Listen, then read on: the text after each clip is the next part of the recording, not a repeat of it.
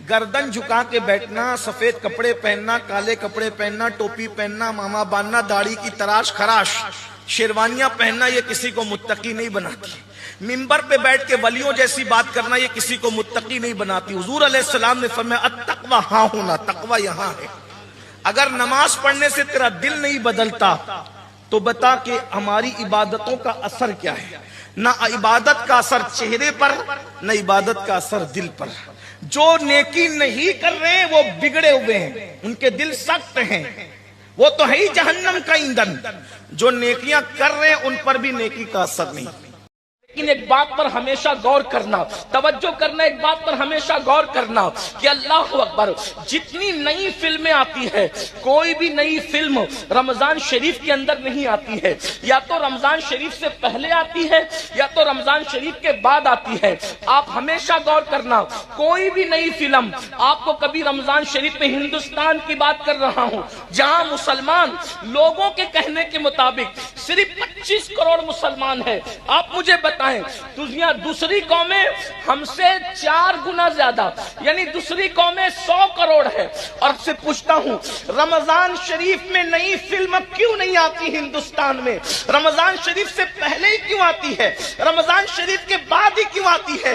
इसलिए कि उनकी सर्वे रिपोर्ट ये है कि जो भी फिल्म हिट होती है, जो भी फिल्म कामयाब होती है, वो सिर्फ मुसलमानों के देखने से कामयाब होती है। यानी जितना ज्यादा हिंदुस्तान, कुछ लोग ये समझते हैं कि मैं तो सूद का धंधा नहीं कर रहा हूं ना, मैं तो किराना दुकान चला रहा हूं, मैं तो हलाल ही कमा रहा हूं, मुझे कोई टेंशन नहीं।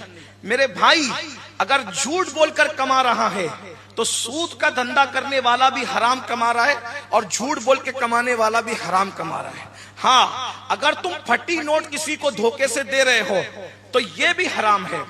अगर तुम चीज को ऐब बताए बगैर बेच रहे हो तो जो चीज अल्लाह के रसूल अलैहिस्सलाम फरमाते हैं, किसी चीज में ऐब था और बताए बगैर बेच दिया, तो जब तक उसका पैसा तुम्हारे पास रहेगा, अल्लाह के सारे फरिश्ते तुम पर उस वक्त तक लानत करते रहेंगे, क्योंकि तुमने चीज का ऐब बताए बगैर बेचा।